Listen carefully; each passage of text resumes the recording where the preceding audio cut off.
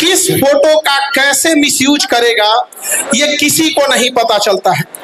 और दुर्भाग्य इस देश का देखिए, इस देश का दुर्भाग्य देखिए कि अमेरिका से कंपनी आती है फेसबुक इंस्टाग्राम जैसे नचनियन वाला,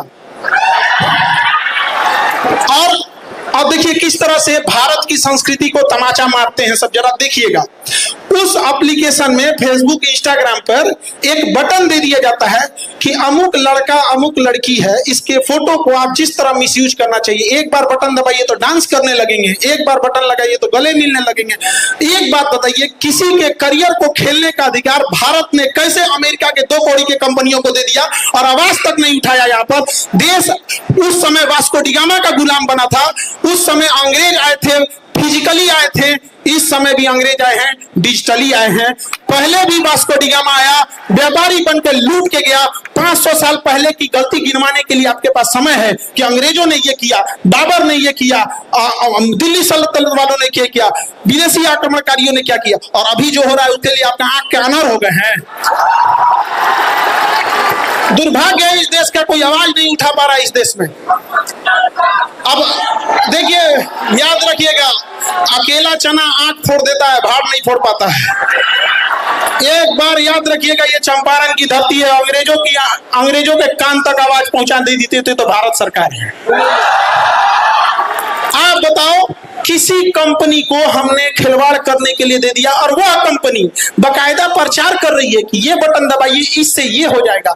गांव में आज भी जो मोबाइल नहीं चलाता है वो एआई की यूज से हुए फोटोज को सही मान लेता है, और आज न जाने कितनों के साथ मिसयूज हो रहा है।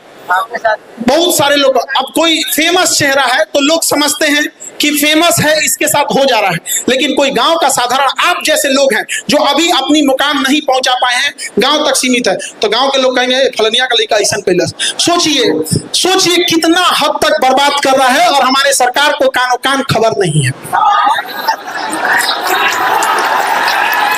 अरे क्या सुरक्षित रहेंगी उस देश में बेटियां जिसमें बलात्कारियों को भी बढ़िया वकील मिल जाता है।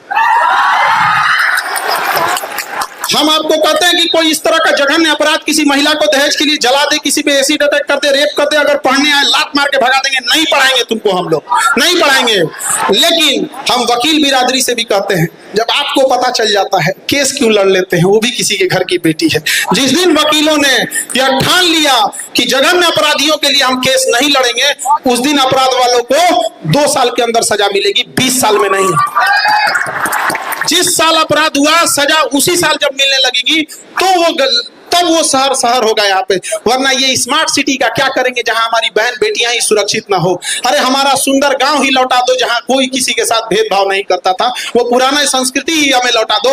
ये रख लो अपने स्मार्ट सिटी जहां कोई किसी का, सब एक दूसरे से नफरत करते हैं। यहाँ पर याद रखिएगा, इस चंपारण की धरती से कहते हैं कि बदलाव आएगा तो यहीं से आएगा, क्योंकि ऐतिहासिक भूमि रही है बदलाव की शुरुआत करने के लिए। हम सब लोग मिलकर जरूर कहेंगे इस बार यहाँ से कि गुलाबी नंबर प्लेट किसके लिए है? सैलरी के भरोसे या सैलरी से 10 गुना? करप्शन या बिजनेस? केवल पढ़ाई या स्किल? पढ़ाई तो हमारा अधिकार है, वो कौन छीन लेगा रे? पढ़ाई तो हमारा अधिकार है, शिक्षा हमारा जन्मसिद्ध अधिकार है। उस समय स्वराज हमारा जन्मसिद्ध अधिकार था, इस समय शिक्षा हमारा जन्मसिद्ध अधिकार है, और इसे हम लोग छीन के लेंगे, छाती पे चढ़ के ले लेंगे यहाँ पर। और क्या बिजनेस का अधिकार या बड़े बड़े पैसा कमाने का अधिकार कुछ चंद लोगों तक सीमित रहेगा? नहीं।